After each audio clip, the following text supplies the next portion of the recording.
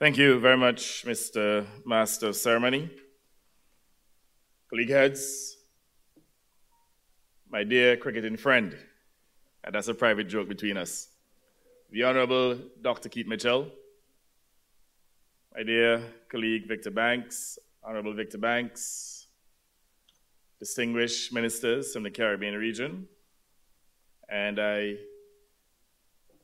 adopt the remaining order of precedence. Good morning. I'm very pleased to welcome my colleague prime ministers, or prime minister for that matter, and premier to this very important conference. I'm also pleased to welcome the representatives of several CARICOM countries to Antigua to participate in a conference that looks exclusively to the future. My government welcomes this initiative, which sets out to bring into greater focus the information and communication technology, the ICT needs of our Caribbean governments. All CARICOM leaders recognize and pay attention to the role that ICTs can play in our respective public administrations. Yet, we are aware that there are limitations that must be overcome by our states and peoples. In fact, we are now operating at a turning point, an inflection point, one in which ICTs permeate every aspect of our development, and one in which most countries are now moving towards the creation of smart cities. And with ICTs come increased competition. Competition has become global with the advancement of ICTs. The world has been transformed into a global village, as everyone acknowledges. Competition that was once global has become, or that was once local has become global. This competition is increasingly present in all spheres of life, and some aspects of it are for the better. In fact, I'll say most aspects of it is for the better. ICT evidently is important for any advancing economy. In fact, if our countries fail to adopt ICTs in an aggressive way, clearly our countries become shrinking, successful institutions. And that may sound like an oxymoron, but we actually have that phenomenon here in Antigua. We have a particular political institution that is shrunken, but yet it considers itself to be the most successful political institution on the island. And I believe there's also one in Grenada. So the point I'm making here, though, is that ICT is the lifeblood of any economy. And as indicated by the Secretary General, there is a need for us as leaders to embrace ICTs and to invest in ICTs. That is the only way we'll be able to maintain our competitive advantage and to grow and to advance the living standards of our people. Now, there are many ways in which ICTs have been utilized for the advancement of our people. So, for example, laparoscopic surgery can be directed remotely from New York while the patient remains here in Antigua. And more our countries are moving towards remote surgery. In fact, in Antigua and Barbuda, we're about to adopt technology in which we can actually send medication by drone to our sister island, Barbuda. And that is the level of advancement that is taking place so that we can utilize ICTs to provide better public service. Yet ICTs have also led to major disruption across industries. In the retail business, consumers can engage and acquire goods from various suppliers, excluding the traditional middleman, the store owner. Now, since many of our economies thrive on retail trade, the exclusion of the customary importer can significantly alter the balance that had seemingly been established over many years. And the truth is, many of those middlemen are now out of business because they did not grow with the technology, and they would have been displaced as a result of the advancement in ICTs. Although there are systems of ground transportation, taxis and buses that have been well established in many states, there is the phenomenon of several companies like Uber and Lyft that have become major disruptors to existing land-based transportation systems. And this is especially threatening to taxi operators. In the case of Antigua and Barbuda, we have chosen to take the position to protect our taxi operators, because clearly, if we were to operate a Uber system here, many of our taxi operators will be displaced. But we do not know how much longer we can continue to protect them. And this is one of the areas in which ICT clearly would be disruptive and could create problems for our people. But there are opportunities, and overall, ICTs are empowering, and that is unquestionable. So for example, one of the opportunities that exists today is in Airbnb. Airbnb has been challenging the traditional leisure and tourism sector. By operating an entirely integrated system, from bookings to taxi pickup to airline transport to taxi delivery, then to hotel, all the sectors that used to perform individual services are subsumed within the Airbnb system. And this in itself represents an opportunity for us to utilize this service to broaden the participation and ownership in the tourism sector within our respective countries.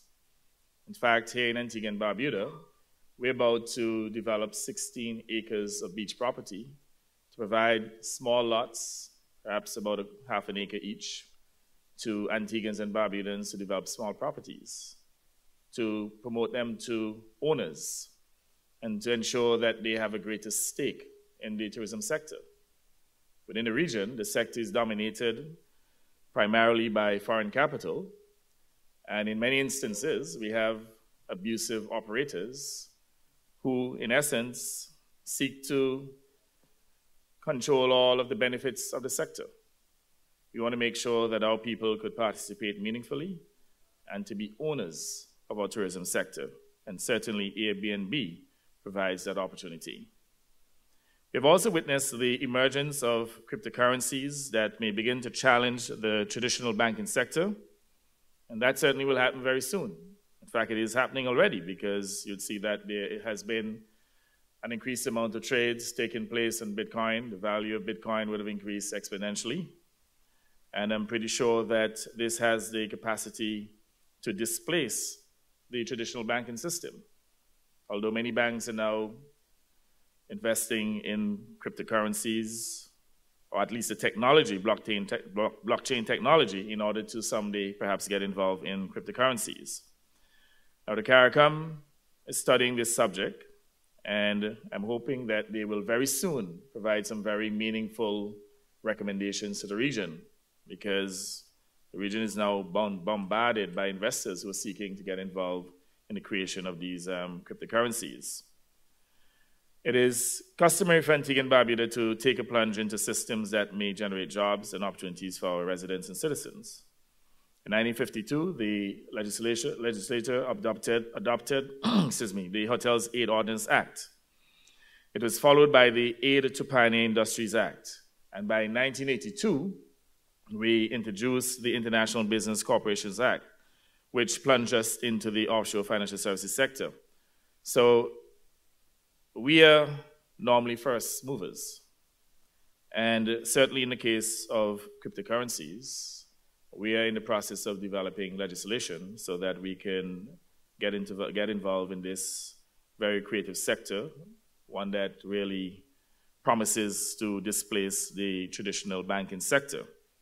But clearly, we need continued technical support, and we're hoping that CARICAD will continue to study this very important technology involving cryptocurrencies and blockchain technology so that they can provide assistance not only to Antigua and Barbuda, but to other countries within the region. Since governments stand as the largest player in our many Caribbean island economies, providing many services to our populations, we recognize that a future not fully understood is on our doorsteps.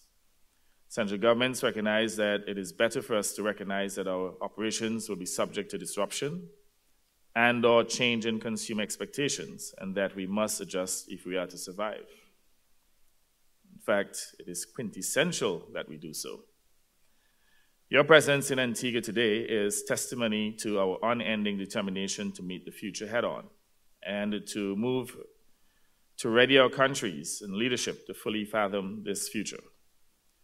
The Caribbean Telecommunications Union, or its union's focus on the 21st century government, starting with the summit, is therefore timely and welcomed. My government fully supports this initiative, as is evident by the work already being undertaken through the Ministry of Information, Broadcasting, Telecommunications, and Information Technology here in Antigua and Barbuda, led by our distinguished Minister, the Honorable Melford Nicholas. Over the past 3.5 years, Antigua and Barbuda has invested in the automation of a number of processes within the public sector. They include our border control and visa application systems, the automation of our Customs and Excise Department with the implementation of the Executor World System, and digitization and automation of our business registries, both onshore and offshore. The automation of our land registry and its soon-to-be amalgamation with our property valuation system will carry us forward into this 21st century, and that is the objective that we are all seeking to achieve. Yet there is so much more that has to be undertaken, and clearly this is a continuum because, as you know, technology becomes obsolete very fast or very quickly.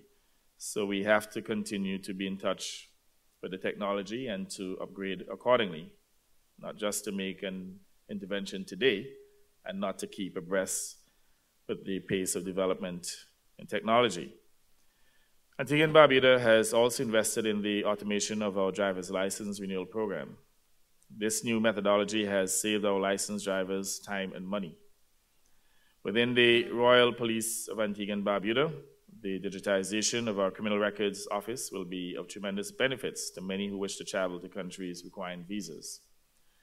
Those states often require evidence of an absence of criminal record. Elsewhere, we are also investing in an updated ICT technology platform, which would see the implementation of a government-wide area network capable of moving and securing information upwards, downwards, and across all of the respective departments of government. Colleagues, despite all these changes and expectations of a manifold yield, more has to be done and a better understanding garnered. The changes still require not just to achieve operational efficiency and effectiveness. The changes are expected to produce quality and timeliness of action or actionable information. The CTU conference will assist largely in moving these ambitions along. For the entire CTU member states and territories, our future will be a journey with many steps. Our future requires us today to take steps that are definitely current and definitively current, and I dare to say most urgent. Antigua and Barbuda therefore reiterates and endorses this initiative, and I encourage all of my colleagues to avail themselves of the guidance and support of the CTU. It is ably led by our distinguished Secretary General, Bernadette Lewis, and its president is none other than our distinguished Minister, the Honorable Melford Nicholas. I take this opportunity to thank the organizers for this very important conference as we seek to ensure that our governments in the Caribbean remain relevant, ensure that our governments remain competitive. In fact, ICT is the lifeblood of any advancing economy. And as we seek to advance the living standards of our people, let us all embrace the new technologies. Let us all commit to investing in the new technologies in order to advance our respective countries. I thank you.